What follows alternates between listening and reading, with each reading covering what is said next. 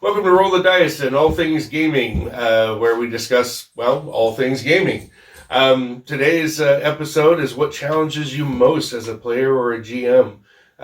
What about the game challenges you, or individual game systems challenge you? Does your GM challenge you? As a GM, do your players challenge you? You know, all sorts of challenge you. You things. challenge yourself. All the challenges. All the challenges. So, where do we start off? I think as a player. Okay, as a player. Come back to me. All right. Thank you for a second. You got it. Well, since I said what challenges yourself, I like to play characters that are just challenging. I always give them a weakness and a strength. And I like to play very different sort of characters every time I play. I know not everyone does that. Some people don't want weaknesses, and some people don't just want to play the same character every time. Right. You know. Well, some people don't want the challenge. They want the easy win. Right? That's true. There's no, and we'll go back to something that Keith has said multiple times. And I just lost it. I just lost it. Well, yeah, I find that challenging too. Is that I want my character to be different and unique from every other character I've ever played. Mm-hmm. Right. And in that also, maybe sometimes that character I want some serious like moral challenges going on. I want to answer some tough questions that character may face. So like one character I play is sort of misogynistic and racist. Right. I am definitely not that. But I like the challenge of it. I have another one that was sort of multiple personalities. Right? The Gods of the Fall. Another one was had obsessive compulsive behavior. Right. One was like sort of a coward and was really afraid of creepy crawly things. And any dungeon crawl is full of creepy crawly things. Yeah. And Keith, he always has some secret thing about his character that's a challenge. Yeah, that's one thing I try to do with every character is they have some kind of secret, and it may never come out in play, and it may, but it's usually something that kind of a touchstone to inform who that character is. And as your GM, that has always challenged me. I want to bring that out and play. I want to reward that effort that you have investing in your character by bringing it out and play somehow. But it's difficult. I've got to remember to do it. Probably also because I don't tell you what the secret is. That is true. Yes, that does present its own challenge. Keith, you got anything? Nah, I mean, honestly, it touched on a lot of things that I also do. I've always wanted to do with a new character when we make one is to do 2 truths, a false, and a rumor, or 2 truths. 2 truths and a lie. 2 truths and a lie, and then a rumor that's about the character. Interesting. I didn't know that. Yeah. That's a new one that I kind of want to do. Cool. Yeah, but honestly, just different characters, challenge. Right. And then trying to figure out a different way to play each character. Right. Well, and that brings us to another challenge, or lack thereof. Some players only play one character. Doesn't matter what game they're in. Doesn't matter what genre they're in. It doesn't matter how many games they're in at the same time. They have a tendency to run an almost identical character and everything, right? The same character with the serial numbers filed off. Exactly. Yes. Yeah. I had a player one time who insisted every time we played a new game, his character had the same name even. Right. Sparrowhawk. And he was always a mage fighter of some sort. Right. Fighter mage. Mage fighter. Either right out of the book. Right out of the book.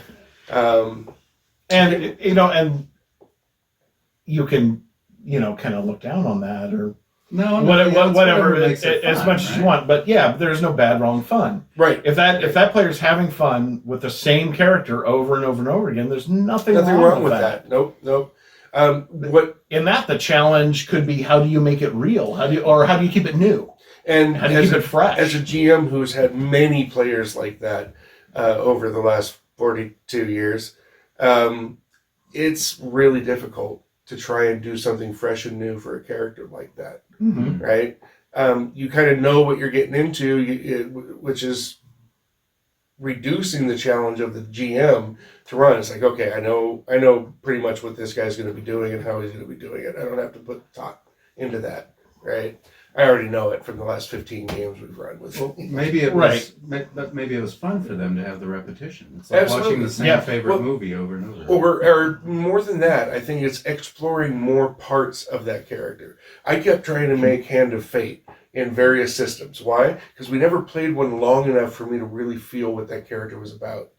Right? I wanted that character to be able to grow out of this stereotype that I had built for him. And we never played any system long enough for that to happen. So I kept remaking them, hoping that I could dig more into the psyche of that character. Was that the name of the character? Hand of Fate? It was his nickname. That was it. Yeah, that was his handle. Yeah, that was his handle. The Hand of Fate. I think he was an assassin, and he would put a little. I can't remember what the pin looked like, but anytime I had a kill, I'd put a little pin on him to mark my kill. And I think I have a game for you. I don't know if I need to run Huff again. Maybe you do. Maybe I do. Yeah, maybe in the right game. Yeah, maybe. Plan for it. Yep. Maybe. That could be. You could work that out. Yeah. Blades in the Dark. I had a feeling that was going to be the one. Yeah. I think it'd be a good fit for it. I think you could really work some shit out with him. Blades in the Dark by... Speaking of challenging... Blades in the Dark is published by Evil Hat. Evil Hat Games, all right. That's where you're playing evil characters, right? Well, you're playing a crew of criminals. And, maybe you're assassins, maybe you're thugs, maybe you just do break-in enterings, but you're trying to grow your crew, gain, infamy and right. Well, there's a challenge right there. I mean, we had a previous episode about playing evil characters. Right. That alone would be a challenge for some people because they come into it wanting to play the hero. Right. Yeah. Very much. Right. Oh yeah, taking somebody out of their paradigm is always going to be a challenge for them, and I've seen it break players. They just didn't like it. Right. It's too far. I want to be the hero. If not a grand hero, still a hero. They want to be a good guy. So playing bad guys, running evil campaigns is tough. It's tough for the GM unless the GM's twisted. Everyone has that. Everyone has that line above which they won't, or below which they won't go. Right. Here's my line here. I've never found that line for myself. Here's Fannon's and Keith's. Here's yours. I played awful characters. I played super lawful good characters and everything in between. And I don't mind playing the big damn hero or the coward. Right. Yes, right. I'm all over the freaking place. Right. But I can understand why people might not want that. Well, right, and you're just trying to challenge yourself each time. To do different things and to do it in a different way. And that challenge is hard when you are only meeting for a few hours every week. You don't get a huge sample time for your character. So if you're trying to run different characters and that kind of thing, you don't get enough playtime to really delve into it. You just don't. So that brings up another challenge. Just making it to the game every week. Oh, yeah. Or every however often it is for the amount of time it is. Right. We're all busy people. Oh, yeah. We're all adults. We all have a lot of requirements on our time. The older you get, the less time you have. And unlike so many things in life, time is a finite resource. Yep. We only get so much. Right, and once you had kids into the mix, it's an exponential growth. Yeah, you had your family, you had work, you had, what other hobbies you might have. It's easy when you're a kid and you can spend your entire weekend gaming with your friends. It's very different when you're post 30. Well, we post 25. So that's a real world challenge. Yeah, real world. We were talking previously about the challenges in the game. Right. But there's a lot of real world challenges too. Time being a major one. Yeah. And not just time spent at the table, but how much time do you have to put into your character? Right. How much time do you have to think about the game when you're not at the table? And player dedication, coming back to that again, I know we've done a segment on player dedication, but that is a huge challenge for the GM. And the Saturday game, I had certain things planned. for certain characters. Those players did not show up those days. So then we move on. Then we move on to other things, and now I have all this stuff that I had made up that is just going to waste. Right? It's just, there went 3 hours of prep time. It just happens. Right? So that segues into GM challenges, right? Which I think are probably a bit greater. Well, there's greater expectation on the GM. There's greater responsibility on the GM. The GM has to be there. If the player's not there, the game can still go on. But if you don't have your GM, you go do something else, right? No matter what the system or what the game is, there's a certain amount of work the GM has to do behind the scenes. Yep. I'm averaging, now that I'm running 8 or 9 games a week, I am averaging about an hour and a half of prep time for each one. Mm-hmm. I've got 20 minutes of just resetting on the virtual tabletops all the stuff that I have to reset when they're in the same kind of scenes. And then you've got to write and get some new fresh material in there based off of what this group chose. And I'm not even going to get into the challenge of taking notes. Right? This is the That's challenge. a huge challenge challenge. of being a pro GM. Right. Yeah. Most people aren't pro GMs. They just have a game. But any GM has the challenge of keeping the game fun, Mhm. keeping it moving Yep. with pacing and. When I'm on a low And energy, why not? which I hit that a couple of times this week, I feel like I did not give my clients their money's worth in the game, right? Call of the Netherdeep. It was just a lot of combat after combat after combat. Even the players were complaining a little bit, right, about that. There's no break. Where's our role playing? Mm-hmm. So that means I'm going to drag that out. I'm watching other groups just pound through these scenarios and get way ahead already just within 2 weeks of release. And I can just tell my group, even though it has 9 players, which is its own challenge, large groups. Mm-hmm. Yep. Mm-hmm. Boy, howdy. We can talk about that for a while. But they want to do some RP, so I have to slow the game down. Role-playing takes time, right? Yeah. And that's what these games are. They're role-playing games, not tactical board games. So, yeah. Pacing, as a balance, challenge. Yeah. balancing RP time versus combat time Making sure for that different players. all the players get a moment to shine, Yes. get a spotlight. Mm-hmm. It's easy Christ. for Remembering Client what characters. happened last session. that's a challenge. I have gotten in the habit over the last 25 years of having the players do a recap. Mm-hmm. It brings it into their minds more fresh, and it gets the group involved in that retell because they'll forget things and the other players will pop up. So then it's all fresh in our minds what just happened. And You even that's have a an tool I incentive. use. Yeah, I do. What, you mean XP? XP, Yeah, a little bit of XP. So in D&D terms, I give them an extra 25 experience points for doing a recap. I can't not do that anymore. And then there's just part of what I do. there's the challenge of knowing the system.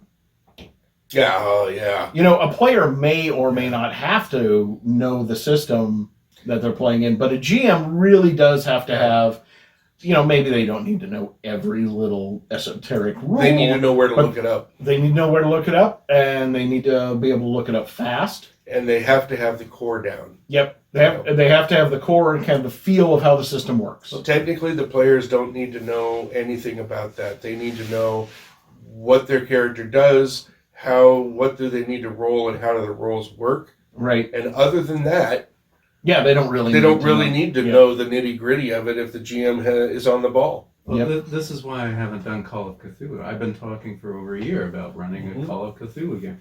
Well, I have all the books. I just haven't read it all. Right. I haven't really gotten a good, solid feel for the mechanics of it, And that's challenged me because I was hoping for you to run that and give me some relief on stuff so I could have more time writing. Oh, you Right. didn't tell me that, did you? Well, I didn't want to put pressure on you. I feel so, I didn't want I to feel- challenge you I feel so challenged. Too late now. Right? Cat's out of the bag. Meow. And what might really help you, and what definitely helps me, is you get together with someone else individually, and you just run through a few scenarios with the game. Playing it and actually doing it really helps me get a feel for how a game runs. What do you think, Silent Bob? I only ran one, and it was kind of a pain because it was you guys. Yeah. Review. So what was the pain about? What was the challenge? Well, I mean, it was first when we were first starting using the virtual Totals. table. Yeah, when we first started using Roll 20. Roll Yeah. 20? Yeah. And so we were still feeling it out, and that's when we first really delved into dynamic lighting. So that was me just kind of testing the waters on that. Right. And trying to explain it to you. Yeah, that took a huge pressure off of me. Yeah. And all of it on you. And I think So, for your first challenge. time, you did a great job. Yeah, absolutely. You really did a good job. Okay. Yeah. I did not know that. Yeah, no. I Yeah, thought it was no. I thought it was a thing. No, we enjoyed the hell out of it. But yeah, no, it was an interesting challenge, and I'd still prefer to be a player, honestly, because that's a lot less challenge. Some people like that. I mean, GMing is not for everybody. It is not for everybody, but I think that every player should accept the challenge of Once. At least once. jamming at least once. Yep. Just so you know what the other side of the screen feels like. Yep.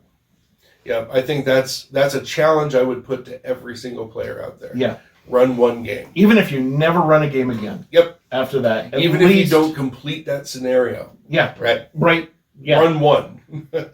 Yeah. And you'll catch the bug and want to run more because you like being in the pilot seat, or you're going to run the hell away from it, right? And not do it again because you know that you don't want that level of commitment. They're very different things, and the challenges and Mhm. rewards of each are very different. Yep. Um, I like GMing more than I like playing, but I like playing. I don't get to do it very often. Yeah, I like GMing a lot, Hmm. but I like playing a little more. Right? So here's another real world challenge. Expense. Oh boy. Oh, right. Yeah. Either yeah. as a player or a DM, but especially as a DM. Oh yeah, you got books to buy. You've got photocopying or printing, whatever you end up doing for character sheets and maps and all that kind of stuff. If you do it, I know photocopying might be old school, but I didn't say anything. you've got terrain to purchase. Scanning and printing. Scanning and printing. You've got terrain to purchase if you really want to step up your game. Or And that miniatures. brings in like figures, miniatures. Yep. Those are expensive, and even if you print your own figures, they're spendy. And what is that? World Forge or something like World that out Forge, there? yeah. World Forge. So they'll print you out your own full color miniature for $40. Hero Forge. Hero Forge. Yeah, that's what what it it is. is. Where they do the full color printing. But Yeah, $40 which- is a lot. Times however many you need. Uh-huh. Right? Oh, Right. yeah, Oh, it's insanely. You'd buy one as a player for yourself. You're not going to go out there and spend Right. $40 a pop on an army that they're going to face that you're probably going to use once. And then there's other real world challenges that Mhm. may be a little more esoteric. Oh, wait. Oh. I was going to say it virtually isn't any different. No, As a DM, you have to get I- subscriptions. You have to get packs. I was in the middle of a game Documents. the other day, and it's like, I need a figure for this thing here. I go spend $6 and buy a monster pack, and now I've got the monster for that. Right? I could just draw a dot on the map, or use a flat token like we used to represent it on the Mhm. map. But now it's like I need to step it up. I think of like when I was first started DMing, I was a teenager Mhm. still, and I didn't have much money. I invested in a few books, but and a map I could draw on, but there was always pen and paper. Mm-hmm. You could draw a circle for a person, and an arrow. You move here. You don't need all Oh, the we did fancy that. maps. You don't Yep. need all the digital Yep. stuff. When it comes right down to it, other than buying a few books, you don't really have to have. As a all player, you usually only have to buy one book. As a player, There are plenty of free RPGs out there. absolutely. You can get free miniatures that you either 3D print or even print as paper standees. Sandy's. Yep. You can draw a map on anything. Mm-hmm. But there really are a couple things you absolutely can't do without. What's that? other people to play with. Yep. Dice. Challenges of finding enough people to play, right? As a pro GM, it's not worth my time unless I have 4 players at minimum, right? That's when I'm making a survivable wage, is with 4 players. 4 to 5, 6, that's optimal. If I have 2 players, I'm still going to run the game to give that to my clients, but if and if I'm you're working just for doing, $4 an hour. if you're just doing, not pro, Right. hobby level, how do you find people who are interested? That challenge has become much easier now. Oh, sure. With the internet, Reddit, it's much you've easier. got so many things on Discord to find groups to play with. You've got various other things like Start Playing. A lot of players on there are looking for free games. Yeah. Right. So that's gotten easier. So but in real life, Mm-hmm. you still have to find someone who you're willing to let into your house. Yes. Who matches well with your group. Yep. And that's a challenge. it's a challenge. Well, It's definitely a It challenge. takes time. Face-to-face gaming in the room here around the table. We usually find people through other people. Yep. Right? Yep. I came in through our friend Josh who was yep. already playing. And so did Dick and Glenn. Yeah. So They came in through Josh. then I met you blokes. I showed up through Chris, so Right. So they grow organically, and that's one of the reasons why the game groups. I just showed up at your So, apartment one day and Yeah. never left. Right? Is that how that meant? Kind of. Yeah. Yeah, kind of. That's funny. But another thing is if you're going to play in real life, if you're going to play around a table, that table has to be somewhere, and someone has to have Host that table Someone's got to and host host the game. Someone's yeah. got to clean up the cans after the people leave and the chip bags and everything else.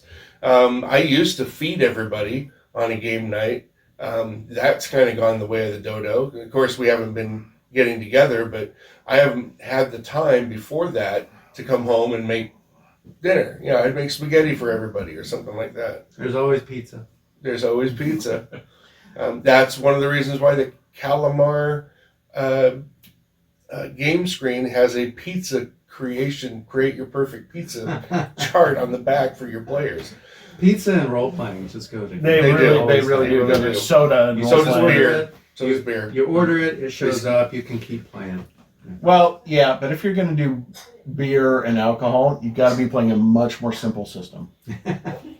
Depends on how much you're gonna have, System you but can yes. play drunk, yeah. Yeah. And a topic that's not so serious, right? I Right. remember for my birthday, you very nicely ran a drunken role-playing game Yes. for me. which Drunken was Brawl. Awesome. Yeah. That Wait, was that the great. brawl or was Was that? Was it Grab a Winch Night? Yeah, I think it was Grab a or, Winch yeah, Night. it You were was so basically a you were brawl. so drunk you don't remember. Well, I did take a few shots. Well, is there anything else? Any other challenges we can think There's a of? ton of challenges. So We've touched on it. yeah. we Scope. touched on a bunch. Challenges for the GM. You've got all the things you have to prep. You got the prep time that you have to do. You've got the stage performance. Got to be high energy. You've got to be on the spot. You got to be able to think fast on your feet. Even if you're running a module where you're pulling the characters by the nose and reading flavor text, each one, unless you put in your own flair, it's dry, right? So you got to have Caffeine energy. helps. Caffeine helps a lot. We often had the term back when I was doing lots of it of brain dead, right? So you play for hours and hours, sometimes through part of the night, and then finally your brain is so drained as a DM, you're just like you can't really quite get the gears turning, and at that point you just got to stop. There's two things that I can talk to on that. One is our annual Halloween dungeon. Where we play from Friday when people get off work until we can't keep our eyes open, take a nap for about 6 hours, get up, have breakfast, game again for a good all day Saturday, 17, 18 hours, and then maybe go into Sunday and do it again. which we have. We've gone half a day into Sunday. Yeah. Yeah, your And brain finish them. must be fried. Oh, it is. And last month, MVG Charity, please donate to our servicemen and women across the country and our veterans wherever they may be. Go to mvgcharity.com or .org and and reach in, donate, follow us. Yeah. So we had a charity drive last month, and all day Saturday I had my normal 12 to 3 game. I had an 8 to 11:30 game. I had a 4 to 7 game, and then I jumped into the 7 to 9 game. And then I had another just computer game with some friends after that. Okay, I lost track. What was that, 5, 6 games? That was 5 games in a day. It was 14 and a half to 15 hours. Every Saturday, I was fried. I run one session and I'm pretty burnt. After that, I'm a little wiped. Yeah. After that, that's one of the reasons I do prefer playing rather than running. Is it doesn't take as much energy. Right. Yeah. Seriously, I have worked harder at this job than I've ever worked at a job before. As a pro GM. As a pro GM, with some caveats. There's when the server systems go down and you got to fix them and you're in a panic. That's pretty bad. But so GM time. GM's got to be consistent. The GM's got to show up every time. Let's not forget the GM widow. Oh yes, the gaming widows and Gaming widows. Yeah, gaming widow and their children. The spouse and the children, right? Well, my daughter's upset because she doesn't get to see me very much. Why? I'm running games when she comes home from school. Matter of fact, and they can't just run in and say, "Hey, look at my artwork," right? Oh, they do anyway. Well, so then you've got to work with apologize for the interruption, keep going. Yeah. That's there's a whole lot other of topic. challenges. Gaming with children is Right. something else. We'll have our own topic. That's a whole on that. topic. Yep. That's a lot of fun. And that speaks to the old work-life balance. Oh yeah, yeah. And that and hobby and life balance. Mm-hmm. Right. I still run my free games for my friends. It's a challenge. Well, that's when I stopped role playing for a long time. Uh-huh. Was partially career issues and the time that took, but also when I had children. Right. It was, a bunch of hobbies just went out the window. Sure. Yep. I had to unload. Luckily, I had a wonderful gaming widow who allowed me to keep gaming through the pregnancy and childbirth. Mm-hmm. I took a couple of weeks off, but I was still able to do it. I think it took 3 or 4 months off. Yeah. How long will My the kids labor were born. last? Yes. Okay, another hour. Well, I guess the last question is the challenge worth it? Oh, I think so. It's the greatest Yeah. hobby in the world, I think. Obviously, you think that because you do it for a living now. To do it for a living now. I yeah. agree. I mean, everyone needs a creative outlet, Right. We all Yeah. need to be able to disassociate from our real life problems. I mean, as a writer, I use my writing as a way of getting Right. away, as well as role playing. Readers too. Watching a good movie is another way. We all need to distance ourselves and go into a fantasy world, at least for a little bit, however we do it. And role playing is an excellent way. Absolutely. It's great for behavioral modification and uplifting your spirit.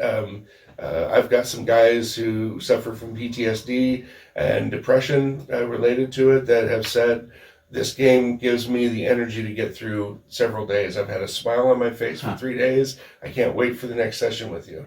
So behavioral therapy.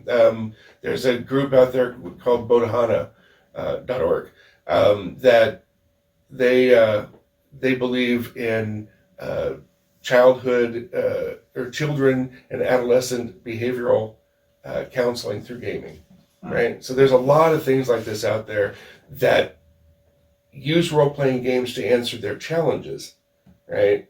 You've got some troubled youth, they can go outside and go destroy some things or treat people badly, or they could be playing a role-playing game learning social skills. And isn't that great? I'm not going to go out there and be a murder hobo anytime, right? Right? You can be one in here. But I can come in here and, just through the game, exercise those inner demons, if you will, and murder some bugbears and feel better for it. Well, Keith, you talked about, I'm going to lose this one again too.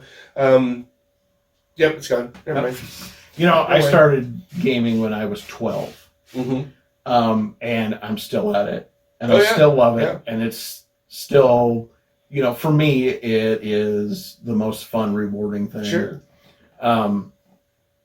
And I don't have anything else that I'm still doing that I was doing when I was 12. Oh yeah, I don't either now. And I've had the privilege of being able to mix in some of my other hobbies with this. Martial arts has given me a great view on combat, right? That I can bring into the game and enrich things. And I can see where systems are breaking down or they don't allow for certain things that to me are second nature. I've fought in armor for 30 years, Through right? SCA. Through the SCA .org, and I know what it feels like to wear various types of armor, what they can do, what their limitations are. I bring that into the game, and my players and my clients love the extra realism I can bring in. And plus, both of us are writers. Yep. Right. Yep. And we can use that to help with our activities It's a necessity if you're going to be a GM. and You- world creating. Mm-hmm. Right. Those are huge challenges, right? When you create a world, you're literally starting from scratch and building everything in it. That's a huge, daunting challenge. Well, even if you take the real world and superimpose a fantasy world on it, like Harry Potter style, Or the you know, superhero game that we run. it's still world building. It's still world building. Yep. And So much art, so we did a whole episode on it. That's true. Yep. art too. I know you like, you know, paint Mhm. miniatures. I like to draw and do things. Mhm. That comes through in like map making. Oh yeah. Yep. And you know, drawing your character and figuring out what it looks like. Sure. You know, there's so many different ways. Organizational skills, Mm-hmm. statistics. You know, I'm a scientist in real life, and I like statistics. I Right. like the game you see on the table here has all sorts of nitty gritty details. And you like those. I like that. Yeah, Yeah. I like little miniatures I can move around and stuff. So Mm-hmm. yeah. See, and I, as a GM, like the fact that you like those things, so you can do them, and I don't have to. So Right. the overall, in a nutshell here, despite all the challenges that the game brings, Mhm. the rewards outweigh them. I think so much more. You know, to powers higher. I mean, you know, exponential growth between effort, challenges, and the rewards you get. If I were to graph it, it'd almost be a straight line. You know, with how much more benefit there is on multiple levels. Maybe we'll talk about that on our next episode. Yeah. So challenges. What do you think? Let us know. You know, write some comments. Email us directly. Send us a tweet. Send us a response. tweet. Yep. Yeah, I was going to talk about Twitter a little bit too because I hear a lot from other tweets that about a lot of these topics. You know, people are curious about it and they want to hear about it. So, yeah, there we are. All right. Well, thanks. So yeah, leave a comment. All right. Ciao for now. Happy gaming. Keep on gaming.